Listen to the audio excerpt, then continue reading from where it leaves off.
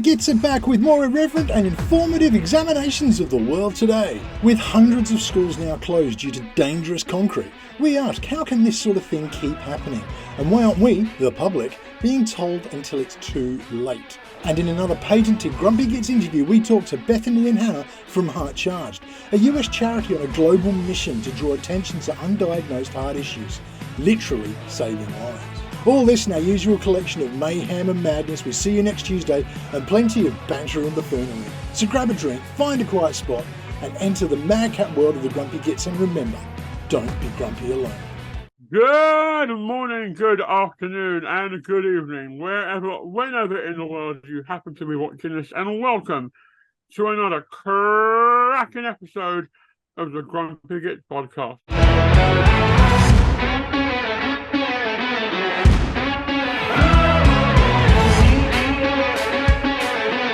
As always, I am your hosto with the mosto, Adam Henry Pearson, leading you through this cavalcade of chaos, carnage, and conversation.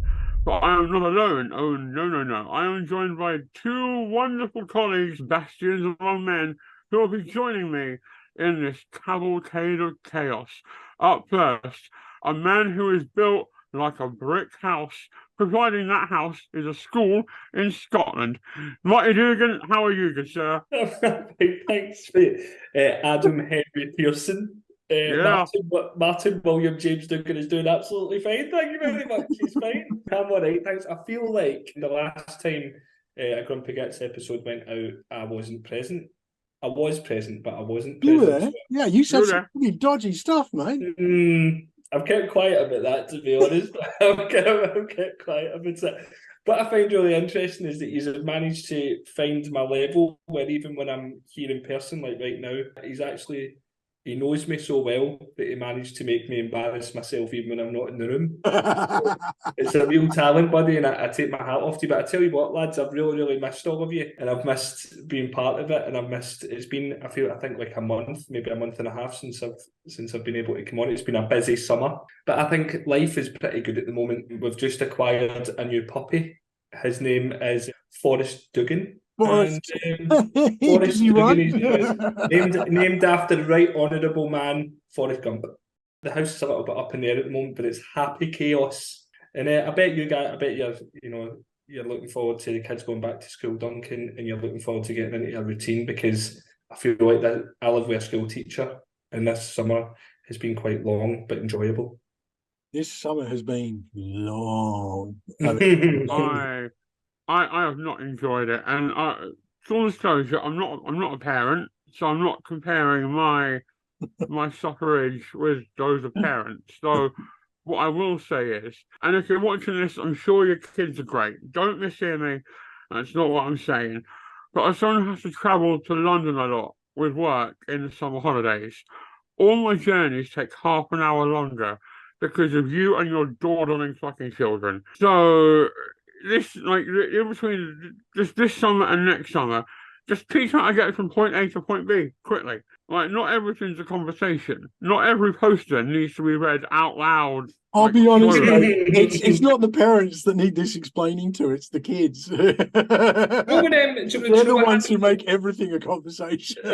Do you know what, Adam, though? I totally get it. Right, I totally understand what you're saying. When you're going around London and you're heading from Euston to BBC or something, there's always a little herd of little school kids with red high-vis jackets on so that the teachers don't lose them. But do you know what really grates on me is it's not the kids, it's the teachers and the teaching assistants that grate on me, because they're the loudest. They're like, "Come on, children, this way!" And you're like, shut up. But they're also the most incompetent. You're still like, one of them's going to go, "We should check they're all here," and want to go, "You're right," and turn around and go, "Oh, we're all here."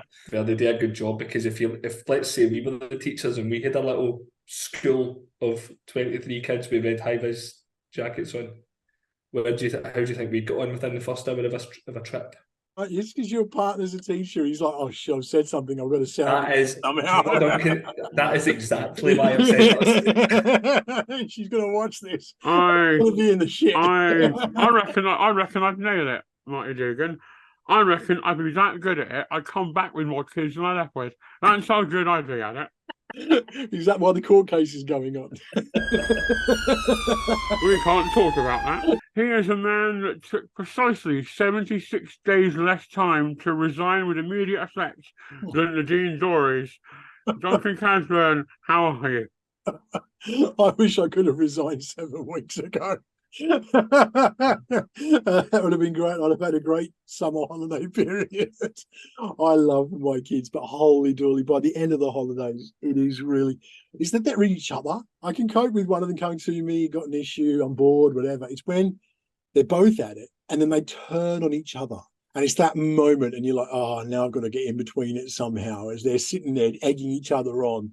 And you kind of got to break it off before it turns into outright violence. Just an actual competition for your love. That would be great. Like the X Factor. It's just parents and kids. Like the X Factor meets Super Nanny meets Battle Royale in like a really effed up. There's only Devon knows how. Do you know what, Adam? I think you have discovered one of your best pitches yet. I think that'd be great. I mean, I just can't wait to be critiqued by Simon Cowell on my parenting. I don't like it. I love it. You know what, lads? I just think we found our next live show for the Expo. I think so. It'd be great. I'm with you. Let's get Super Nanny on because it would be great, won't it? It'd be like, oh, I can see what you're doing there. It's difficult. PDA must be hard to deal with. Yes, it is. I don't believe in PDA or ADHD or anything like that. And then the whole of the audience can just descend on her and rid the world of Super Nanny bollocks. Joe Frost, you lunatic. You absolute lunatic. It does scare me a little bit, Joe Frost. I'm not going to lie, though. I feel like whenever I watch her, I feel like I regress back to being a 10-year-old. I'll happily say it. Comment me on Twitter again, like last time. You're a glorified dog trainer. Nothing more, nothing less. I agree. Yeah. So her and there was that dog trainer woman as well, wasn't there? That was like the super. I know, but Victoria Wood. But at least she knows she's training dogs. And I see both of them. All I can imagine is that at home there's a dungeon. You know they're not on the submissive side of life. You know what I mean? On that horrendously libelous note, I think we move on before we say something that's going to get us cancelled. And I don't want to get cancelled. Not again. Can't be doing with it. And not be doing with it. Let's get on with our regularly reoccurring segment. See you next Tuesday. See you next Tuesday. Simple question, gentlemen. What Disney princess would you bang and why? I've already thought of this before. This is so dodgy. There's so much of Disney is so dodgy anyway. Because I mean, you've got Sleeping Beauty, which is basically, date rape, isn't it? Kiss the it is. It's how I explain what Jaeger bombs are to kids. And the problem is, when you go out with Snow White, you're competing with 7 other men. That isn't even the biggest problem. In canon, she's 14.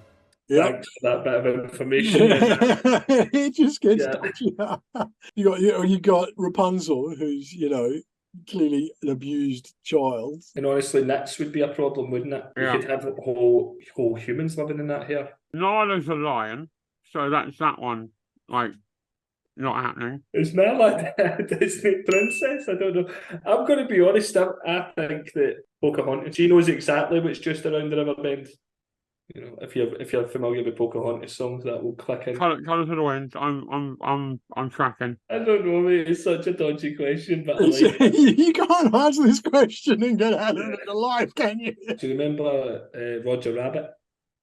Right, Jessica. You mean the animated rabbit that was in a sexual relationship with a human woman? You mean that? I do. Yeah, Jessica Rabbit's got to be like one of my first crushes. Like, she's the first animation that I remember seeing and thinking, God, that animation's hot. Flintstone. That was a nervous laugh. That was a nervous laugh there, Martin. It wasn't Wilma. I'm always getting a nervous laugh when I'm on this show. Oh, someone dropped it to Dino. Good for you. Bam Bam, mate. It's all about Bam Bam. Anyway, this is starting to get a little bit weird because the Flintstones have got nothing to do with Disney. All I'll say is I'm married to a redhead and my mother-in-law is something of a bear, so we'll let that one answer itself. Hey, brave. How about you? Adam. I'm gonna go with Ariel, but human. Isn't she So- like 14 as well? I don't think mermaids age that way. I think, Oh, yeah. Do they age you anyway? I've never asked one. no. I always thought it was quite rude. By the way, how old are you? You're face to face with a mermaid. My first question. Been back How in old a are you? while. It's just like, I Yeah, don't believe you get girls. I don't believe it, yeah. Sean. I would do the receptionist from Monsters Inc. Wazowski. Yeah. Always watching. Oh yeah. Come here, Daddy Pearson. All right. You can tell I've done that before. To define done. Take a pick. Take a pick. Right, before this goes any further, should we move on? Duncan, have you got one? I do. What's the biggest secret you've ever kept from your parents? Oh man, here we go again. You know, like I've just ended up putting myself in situations with this, but I don't. Yeah, from my parents, kept loads. What's the biggest Why would I secret? say this? Because my mum will quite clearly find out for somebody what the secret is. So why? She already knows. Yeah. You've done some dodgy stuff with your brother's girlfriend. Oh, fucking hell. Oh. Oh, no, I'm not telling this one. Come on. You can't say, oh, I'm not telling. Tell it, you dick tease. Like, I was really young at the time, and do you remember how Adam revealed in the expo that he put himself on purpose so that he could get Yeah. away from it this evening? I have got a similar story to that when I was about a similar age, like maybe 8, 9, 10, don't quite remember. When I grew up, it was like back courts. It wasn't like gardens. It was like an estate kind of thing, and kids would play out the back area, and it was like each area was segregated by fences to each part of the building, so you had your own patch. I was playing out the back court on my own, and then I needed the toilet, but I couldn't be bothered going to the toilet. I did a poo right in the middle of the back court, and just says to my mum and dad that I don't know where it came from. They knew that it was me, but they couldn't prove it. Why? Because I used the newspaper that the downstairs neighbour had to wipe it and then put it in the new downstairs neighbour's bin. They didn't have any faeces testing kits on them. To this day, my mum and dad still sit there probably and think, was it Martin that did that shit back in like 1996?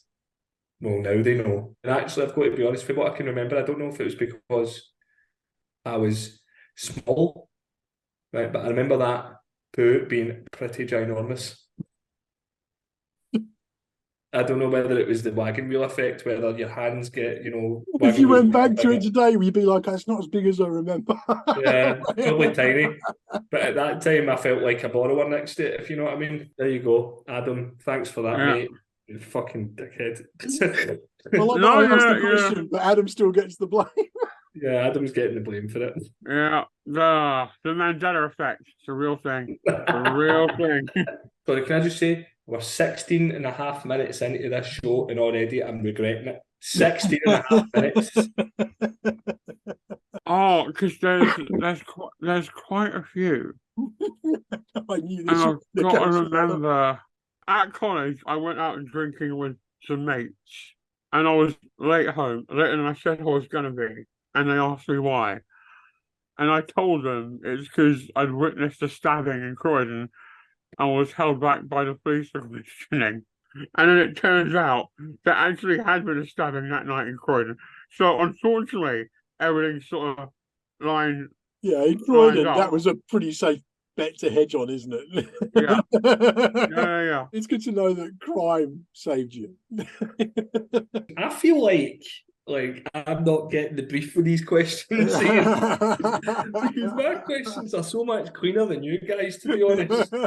So much cleaner. I don't know why I'm not, What's the question? Go on, dudes. What's the question? I recently caught up with the world and decided to subscribe to Disney Plus recently. And out of all the crap that's on it, there's some really, really good hidden gems. One of them was The X-Files. Oh, I love that show. for the first 3 series. Honestly, man. And do you know what? No more. Looking back on Mulder and Scully's adventures, working on the top secret files of Paranormal Activity has become a new hobby of mine. So I thought I would ask the question, do you think that time travel is real? And if so, do you think you've ever met someone who's travelled through time? So, the science would suggest no. The amount of energy it would take to move even something as small as an ant back in time by 5 seconds would be the same as 3 universes exploding. That's the physics. Because I have this chat a lot with my girlfriend's much smarter friends. Though equally, every now and again, I look at people, some are in government, some aren't. Some are Chelsea fans, some aren't. And I'm like, are you just a good old-fashioned 70s racist? Like, sent back from them to show the rest of us what a proper fucking racist looks like. So I was going to say the same. The amount of politicians I think must have travelled 50, 60 years from the past into the future. The reason why I ask it is, do you ever get into a situation like, so for instance, like there's so much unbelievableness about the planet, about UFOs, about unexplained things that happen, right? And I know it can be explained through science and stuff, but when you look at the solar system, you look at Earth, you look at everything, it's perfect, isn't it? And like you think to yourself, they always say about black holes, that's been in the news recently, about black holes being discovered all the time, and you think, what happens with that black hole? Where do you go? You die. The gravitational force just crushes anything that goes in it. All right, you would die, of course. I get what you're saying, though, Martin. Think of it like the submarine, but in space. But also, they believe that they're portals, though, don't they? Or then go into one and send me a text. But you won't, because you'll die. So, are we just being clear here that none of you think that it's possible to travel through time now? I think if time travel were possible, we'd already know. Because there's plenty of things that we don't know about. Yeah, but it's one of those things. And I'm not a conspiracy. If you can go back in time, if people are traveling back in time, weird things turning up, and it's kind of like, I don't see it as a possibility yet, because otherwise, I'm a big believer in. Really underrated movie in my opinion was The Butterfly Effect. Ashton Kutcher. I actually really enjoyed it, but it was really interesting, that whole concept that every time he tried to do something to fix things, he just made the world a lot worse until the only solution was to rid the world of himself, because he was able to travel through time. Spoiler alert. Sorry, I should have said that before. To me, that was a really good example of, I just don't think that the amount of temporal turmoil that would be created even by one person being able to travel in time dismisses it for me as a possibility. Aliens, absolutely. So how can you say that? How can you say there's aliens from other planets that can come here and visit from miles? I didn't say they could come here and visit.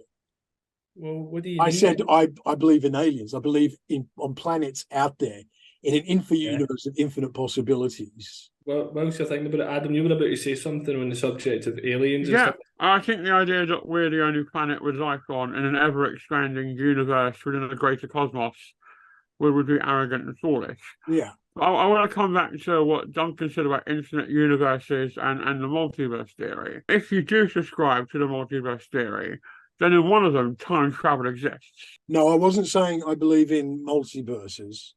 I was saying we have an infinite universe, and therefore there are infinite possibilities, not all being played out at the same time on different. Oh, good. Because to quote Red Dwarf, there are 2 big problems with the multiverse theory. Number 1, there's no evidence for it, and number 2, there's no evidence for it. And I know that's the same thing twice, but it's that big a thing. I thought it warranted 2 mentions. Like this is what surprises me about you, Adam, because you learn quite a lot about your pals when you ask questions like this, don't you? Not only about when you discover that your pals shat in the back court, but you discover weird things. Because I always thought, because you're into like your wrestling, like you're into like watching movies, playing games, for somehow and that a lot of that is is based on sort of multiverses, and a lot of it's based on superhuman strength, and a lot of it's based on superpowers and different worlds and different universes colliding. So for some reason, I just thought that you would subscribe to time travel and all this sort of stuff, whereas right now you seem to be somebody who very much backs the evidence that's in front of them. For those of you that can't quite understand Martin, let me translate to you what he's just said. What he has just said is, you know, for someone that likes quite a lot of bullshit stuff, you're actually quite smart. That's what No, because I consider myself to be quite an intelligent person, but I don't always think that the evidence that's there really gives you the full picture all the time. So maybe you can call me a dreamer, maybe you can call me a fantasist, maybe you can call me whatever, but I truly believe that there's more things going on than what only the evidence suggests. Of all the things I've called you, Martin, dreamer and fantasist, I've never been one. That much I can promise you. Well, you've definitely fantasised, that's for sure. I've never gone, oh, Marty Dugan, what an utter fantasist. That has never left my mouth. It's about to now, though, isn't it? Hey, yeah.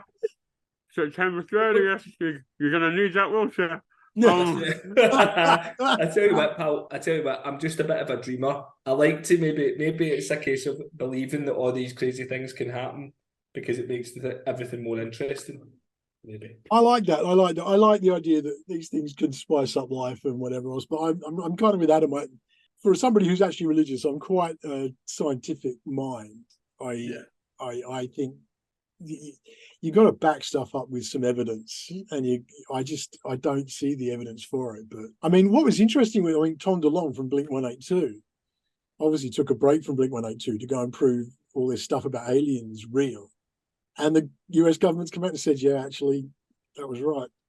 Like his stuff's actually been like it does look like he's got some facts behind him, which was a bit of a surprise to me. I mean, to leave Blink-182 to go on a mission, like a pilgrimage of sorts. It's pretty good on him.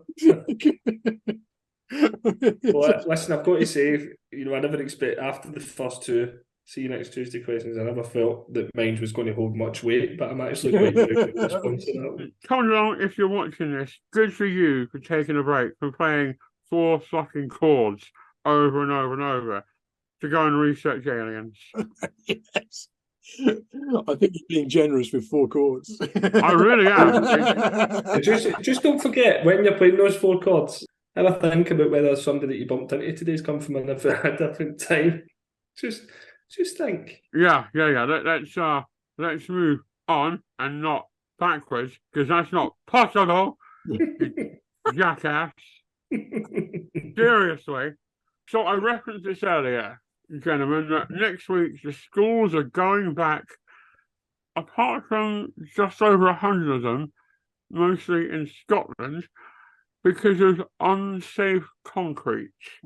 As gentlemen with children of school age, does the thought of your kids not going back terrify you? And more to the point, why has this only just come out now when they've had 6 bloody weeks to let it slide or let it be known? Yeah, don't say let it slide. That's going to be.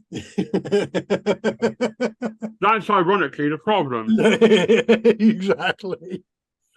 I think it's ridiculous. I think this holding back of information on a larger scale is something that's really starting to bug me at the moment. It takes so long to, and why won't they release which schools it is? Why is there not a comprehensive list? Why are they trying to hide so much still? I think we give them too much credit. Not them. They're computers, I'm sure, can manage it. No, I think we give the government way too much credit. So I think we're under the assumption that they know what the fuck they're talking about. And actually, for what I've gathered, is that they knew that this was the case like 5 years ago, and they knew this was the case for what I've learned. And then the decisions that they've made, if you think about the NHS buildings that are across the country at the moment, they've had to make a decision. They've had to make a decision, so they decided to fix the NHS buildings first and then move on to schools. right? The NHS buildings are still getting taken care of, right? So the way that I look at it is that they don't know exactly how many schools are damaged. They've done this report. They don't really know the extent of it. That's my thoughts on it. But do you know what really gets me? Don't know if you agree with this. Why do it? Why? See if you're working for an organisation and they think, listen, a bit of damage control, guys. We've got a bit of damage control here. There's so many schools that are unsafe to be in. 3 years ago, 2018, there was a school's roof collapse during summer. None of the schools were in. That's because of this stuff called RAP, which is a really bad substance, not very good, starting to collapse. Should we announce it 2 days before the kids go back to school, or? And you think, who in the government decided that was the right course of action to take? Because what I think it's done is that it's caused so much panic. It was panic, but there's also, we've had lockdown, we've had remote schooling, and we know the suffering that it's caused. So a whole generation of kids that have had their education really messed up. And here we are, for a whole bunch of them, creating some more hassles and some more, we're going to have to get you learning from home for now because your school might fall down on top of you. But it's like, the way all this is dealt with is just astounding to me, because they know these problems. They're, like you say, 5 years they've known. When the stuff was made, it was given a 30 to 40 year time frame that it's supposed to last for, and that was bypassed 60 years ago. Yeah, they know this stuff's coming. Yeah, it comes back to things like Grenfell for me. Because they know these problems are there, and it's only when Fight Club, one of the best films ever made, in my opinion. Love David Fincher movies. Jack's job, and his job is to go out and assess cars that have been in an accident, decipher if there is a fault with the car. If there is a fault, how often is it likely to occur? Compare how often it's likely to occur to the amount of money it's going to cost them in courtroom settlements compared to the cost of a recall. And if the settlements is less than the cost of a recall, they don't do it. And that's actually based on a real historical event that happened in the States with the car. I can't remember which brand it was, but they did that and they got busted. The documents got leaked and they got sprung. I wonder if there's that sort of thing going on with the government. And I don't think it's any exclusive government. There's this kind of thing of, when do we say this? When's going to be the best time? And what are we considering? It's about, we've got to do it now because we don't want to do it too close to an election. We've got to do it now because if we do it at the beginning of the holidays, everyone's going to freak out about holidays. Or is that going to mean that places are going to put their prices up because longer holidays are going to be there? Or are they going to not spend the money now? And all these things come into some bizarre economic equation. And that's where the decision's made. And I think it's just so wrong that all this is hidden until they decide it's time for us to know. I was watching Laura Kuenssberg, and Jeremy Hunt was on, the Chancellor, and he just kept saying all the time, like, the government have acted swiftly on this. And it's like, no, mate, 5 years. Like, 5 years. Like, what do you mean? And it's almost like when it didn't matter what Laura Kuenssberg was asking Jeremy Hunt this morning, it was like he had the same line, he was just hitting it with the same. And listen, doesn't matter, it's not about me supporting a political party, it's not about me not supporting. What I'm saying is that was what was happening in front of me this morning when a journalist is asking a clear and direct question about what happened here. And it was just the same thing. And that's what really concerns me, really, is that there's no clear way going forward now. So what's going to happen is that kids are going to go to school, parents are going to be sat worried, wondering whether the roof is going to collapse in the school because the government don't know what they're doing. They've only got one line. Well, that's how it works. So whenever you see politicians on things like Question Time, news like Laura Kuenssberg, they've either got like a spin doctor with them in the green room, or they're on the phone to them at the time, getting like the spiel and the dribble and the counter answers. And I'd have a lot more time for the Tories, because that's just in government right now. I don't want to get into this, but Labour, I don't care. Like, they're not in government. Jeremy Corbyn hasn't been meaningful for 5 years. Let's all fucking move on and grow up. Like, if they just, like, kind of got in a room and went, yeah, we fucked up, but here's how we're going to fix it, and gave me tangible, what I would call, as a businessman, smart goals. Specific, measurable, attainable, realistic, and time specific. Yeah. What you're going to do, when you're going to do it, how you're going to do it, when you're going to do it. Let me know all of that, and we'll have a vote. But stop saying, oh yeah, what is it with Tories and 3-word sentences? We acted swiftly. Stop the votes. Get Brexit done. Talking continuous prose, you a bunch of flag-shagging arseholes. I'm sorry, I want to rant now. And stop lying to the great British. I have nightmares that we're going to wake up on Monday and Jamie Hunt's going to be in and go, we solved it. All your children will now be educated on the BB Stockholm. Oh, you mean the fire hazard with Legionnaires? The Suella Braven repurposed for a death camp? Even now, that one? If they were just honest with us now, if they'd been honest 5 years ago, they'd have avoided a whole host of issues. Yeah. Because they could have said, this was done 50 years ago. We're aware that it's a problem and this is what we've got to do about it. Because they've waited for 5 years, now they're having to backtrack and double guess themselves, and we're acting swiftly because they know they haven't acted swiftly. It's 1984, isn't it? It's doublespeak. Yeah. And do you know what the perspective that I'm on, because of my newsroom connections, I'm always on the perspective. I remember being at school, of course you guys do as well, but when things like that are happening, when you're watching the news and it says that, that schools could collapse or whatever, when you're a young person and you hear that, those are the kind of things that worry you. Do you know what I mean? It scares you. It's scary. Like, it's the things that everybody's talking about in the playgrounds. But then also, do you not think, like, young kids in this country, like school students, whether they're primary school students or secondary school, high school, do you not think we've been through enough?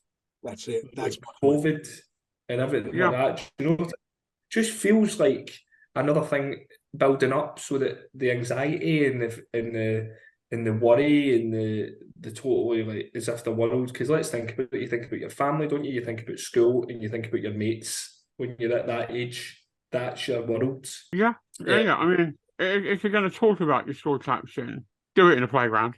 Just saying. If you're going back to school on Monday and you're worried about it, playground, safest place to worry about it. Don't worry about it in the corridor. That's part of the problem. Playground, rock and roll. Yeah, stay outdoors. We're a show with answers. Weirdly, we've already helped out more than the Tories with that little bit of advice. Maybe we should be at number 10. Oh, can you imagine the fire straight the world would be? Oh, I tell you what, there would be no stairs. Yeah.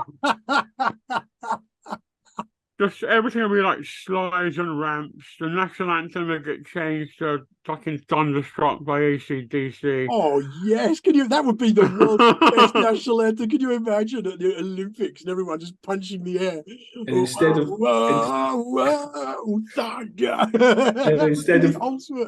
instead of phone boxes, it would just be loads of Charmanders with their mouth open that you put your letters through. Every time Adam walks into a room, we demand that he walks in like a wrestler.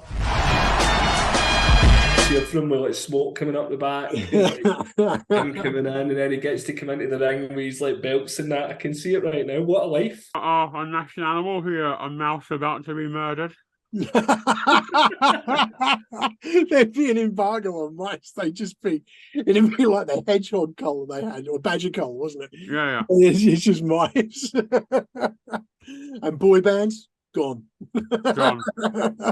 Or we don't get rid of boy bands, we get rid of stools. We get rid of stools and chairs at music venues on stage.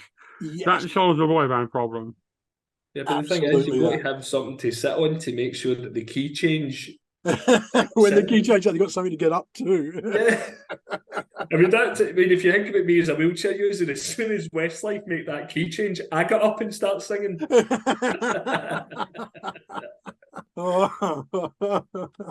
So, yeah, it's been a bit of a weird one this week for news. It's just another thing that's adding to the pile of 13 years of utter, nearly 40 now, of utter incompetence. And I think I'm done. Because if you look at the poll numbers, yeah, Super Tansky, I love you. Please don't come after me for saying this. I don't think Labour are winning anything. I think the Conservatives are losing everything. Yeah, but that's what it's been like for. So I think that people talk about, you know, the two main political parties in terms of Labour and the Conservatives about, you know, because their policies aren't that much different. But, you know, the Tories are just, you know, digging their own grave, aren't they? I just think we've come to a point in the world where the standards we apply to our leaders has dropped so much. I've said it before, you know, 20 odd years ago, it was Bill Clinton who had one liaison and lied about it, and it was massive news. You know, should this man be president? Boris Johnson doesn't know how many kids he's got. One of them might be in the House of Lords, for all we know. The numbers add up. But it's just that it's like the standards that we apply to leadership now has dropped so much. It's almost we expect them to be idiots because that's what we've elected in. If you ever watched Idiocracy, yeah, we were talking about this the other day. We were. It's the opening scene to Idiocracy. It is the idiots are the ones who are breeding now. Oh, do you know what? That frightens the hell out of me, guys. I'm not going to lie. That is so scary to me.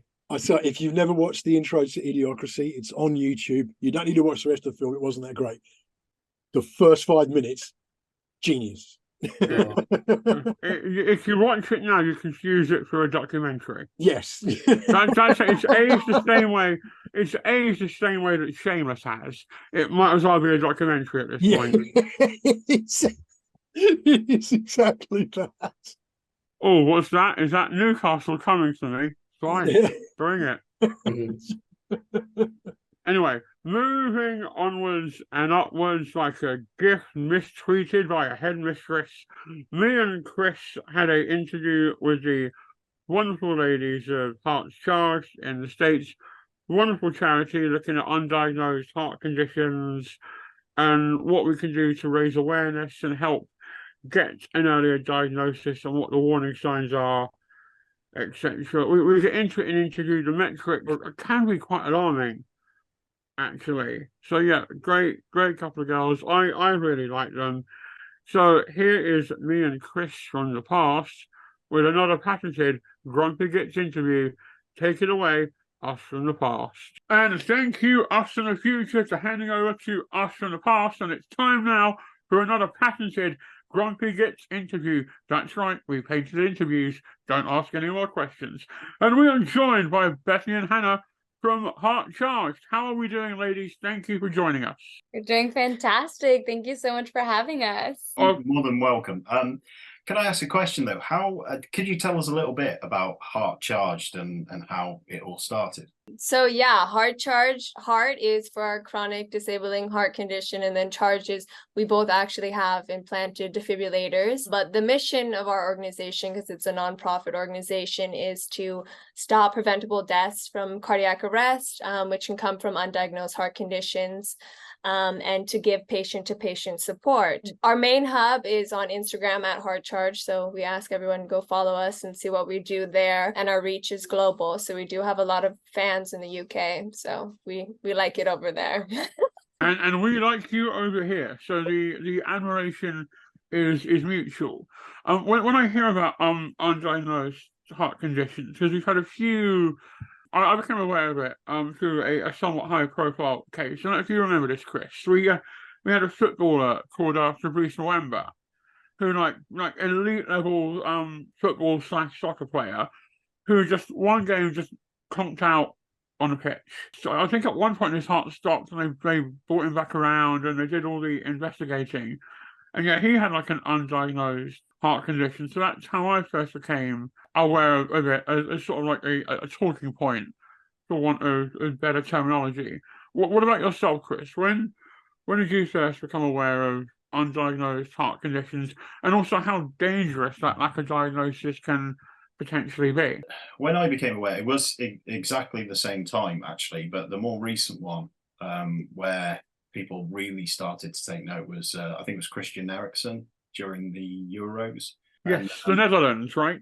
It's one of those moments where it almost takes your breath away, because you had all these players standing around him, obviously, to shield him from the media.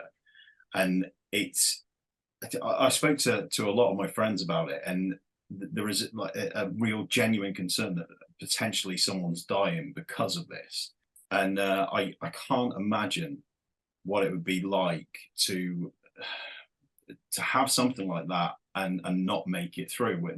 There's been plenty of athletes who have just basically kind of dropped down dead because of it.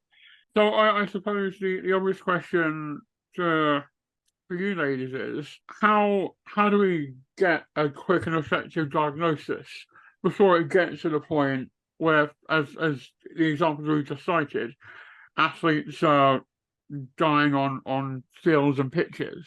Yeah, so something big that we do through HeartCharged is kind of that awareness, both pre-preventable and post-preventable. So the thing with undiagnosed heart conditions is if you don't catch it, and Hannah and I got really lucky that we found ours through an EKG or a heart screening. So that's where they put the stickers, 12 little stickers on you to kind of get a reading. And that's how we got diagnosed. But unfortunately, not everybody goes through that kind of testing because unfortunately, it's not part of the normal checkup for kids, for adults, you know, which is really sad. And we've pushed for that. And then the other thing that we do is the importance of making sure that people know how to do CPR and to use an AED and to make sure that they're aware and able to grab an AED and put it on somebody, because the only way that somebody's coming back from going into sudden cardiac arrest is when somebody puts an AED on them. And there's so many out there and we need more AEDs out there, but pushing people to not be afraid that, hey, grab the AED, it's going to talk to you. It's so easy. It's not going to shock you if you don't need it.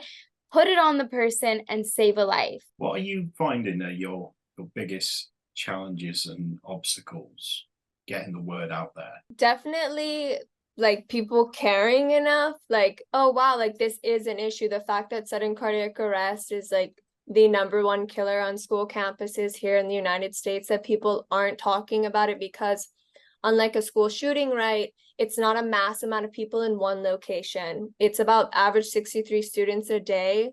Like, so one here in Idaho, one here. So it's like across the board that people don't realize, like, wow, the gravitas of this is really affecting the fact that it's killing as many people as COVID did every year, and it has been, but no one cares enough. And it's not until these high profile people where their stories get in the news where everybody's seeing it, because you won't believe how many people message us. We're like, did you see this with the football player, the soccer player, you know, and they're caring and now they want to know what to do. And as somebody who is actually a sudden cardiac arrest survivor, and I would have been dead if it wasn't for my implanted defibrillator, like, it's hard to, you know, we try and share our own stories, but that's why we went on Instagram to try and make entertaining, fun videos that would get people's attention, that would make people think, because we're talking about death, which is not a topic that a lot of people want to talk about, you know, like, oh my gosh, it's so scary. What if this happens to me? So we were like, okay, let's try and make something that gets people's attention,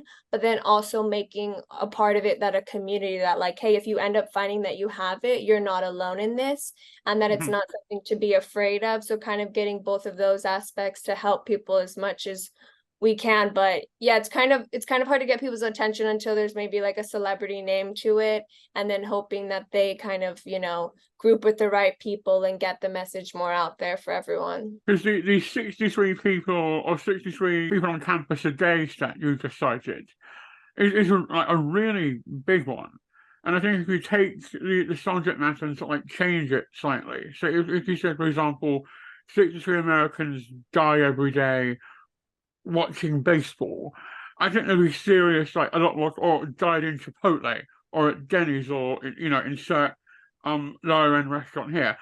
I think people would be like, sort your bloody act out, Chipotle, Denny's, and the New York Yankees. Is that baseball? It is, yes. Yeah. It is. Yeah, and I think you're right, because it was all very spread out and quite sparse, and not one, I suppose, concentrated tragedy with a physical perpetrator. It's much harder to gain momentum for it in the media. Once it happens to a celebrity, it'll gain some traction. But it's slightly heartbreaking it has to go that far for that to be the case. What is access like to healthcare in the States for this kind of thing? It's like, if I'm in America and I wanted to get an EKG just to be on the safe side, How straightforward is that for me? So to be able to get an EKG, either depending on the insurance you have, it's either your pediatrician or your primary care doctor has to refer you to a specialist, like a cardiologist, to then perform the EKG. There's a statistics, it's like 68% of the time, your pediatrician, the warning signs of an undiagnosed heart condition, they will not think that it's actually a cardiac condition. And Hannah and I had all the warning signs before we were diagnosed. And if it wasn't for our mom, who our aunt found out that she had the condition, and my mom calling and going around our pediatrician and getting the appointment, our doctor said, you guys want to be here today.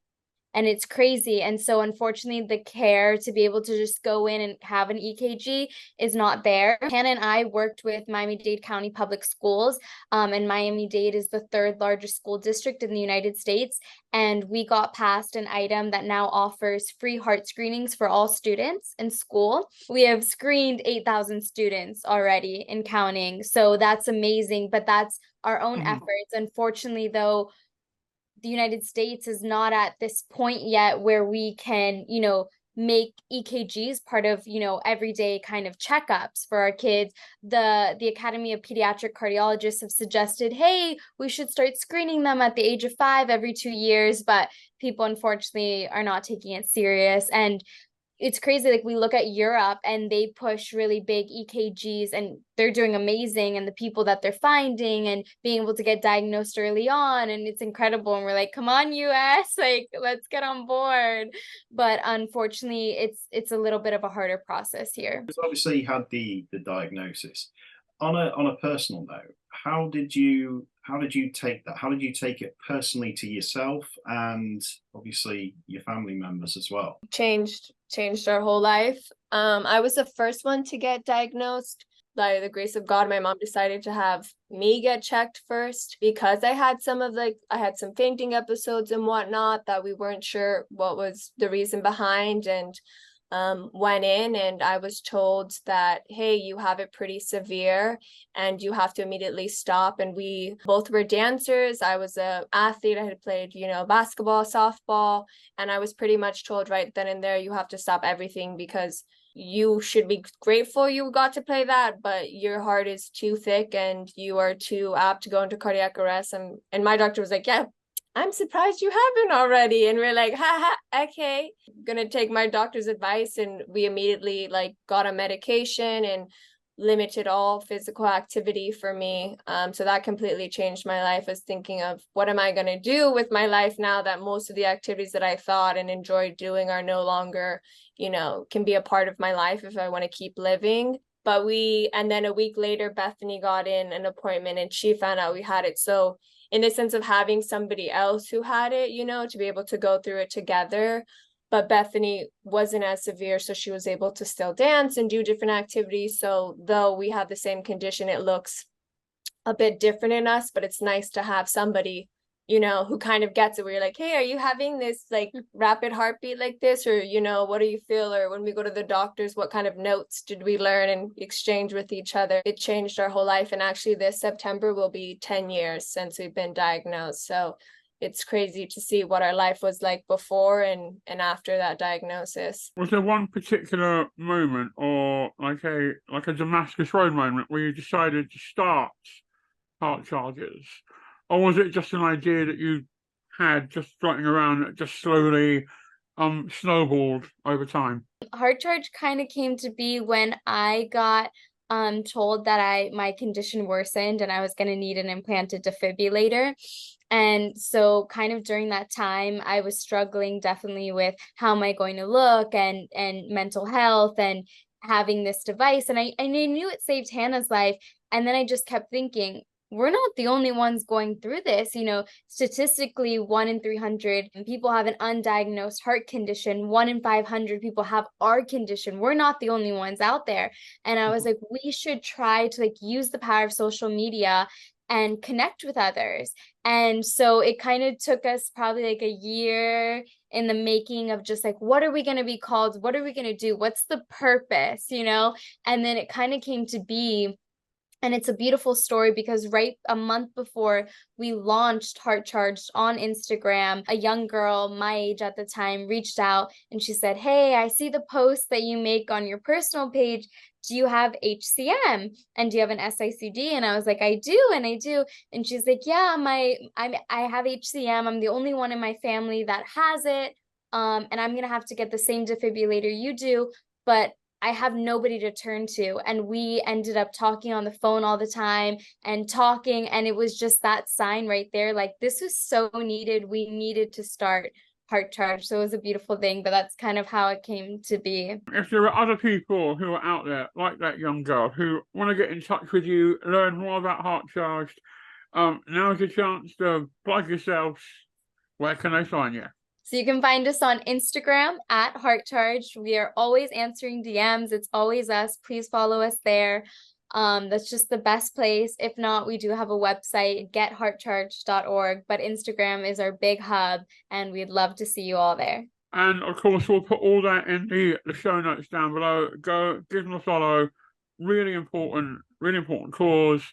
So go and spread the word. Berhany, Hannah, thank you so much for your time. And we're going to hand now back to us in the past. Take it away, us in the past. Yeah, no, Mrs. Burbleson. No, I'm sorry, Mrs. Burbleson. No. I can't make eye contact. We're on the phone. Okay. No, I'm sorry. Okay. No. All right. No. Yeah. Okay. Love you too, Mrs. Burbleson. Okay. Take care. Okay. Bye. And we are back. Thank you, us from the past. And gentlemen, it's been a brief one, but oh my God, how much have I missed you both, and it's been good to be back. Amen to that, brother. I've loved it, man. I'm really happy to be back, mixing it up, talking about all sorts with you guys. I don't know where it's going to go every single week, and I'm glad. The good kind of fear. We call that the good kind of fear. Chris will be back with us next week. He has stuff to take care of. We decided not to do animated Chris on this occasion because we love him, and for no other reason. So next time, Lee Smith, both bloody barrels, mouse ears and everything. It's happening. Anyway, Duncan Casburn, if people want to find out more about you and the happenstance that is the Casburn existence, how can they find you? Hell, I mean, PDA on almost any social media platform. And Marty Dugan, if people want to know more about your antics, where can they find you? What can they do? If you like to roam around on Twitter, it's Marty Dugan 2012, and if you go on Instagram, it's Martin Dugan 11. And I am at Adam_Pearson on the old Twitter machine. I refuse to call it X. That makes it sound like porn. And Adam_Pearson_TV on the old Instagram. You can follow us at Grumpy Gits Show on most social media platforms. All this will be in the show notes down below. And if you enjoyed what you've heard today, hit that like, hit that subscribe, comment down below. It helps us all with the metrics. So on behalf of me, Adam Pearson, from him, Duncan Casburn, and from him, Martin Dugan, we will see you all next time. Mwah! Love you all. And as always, don't be grumpy alone.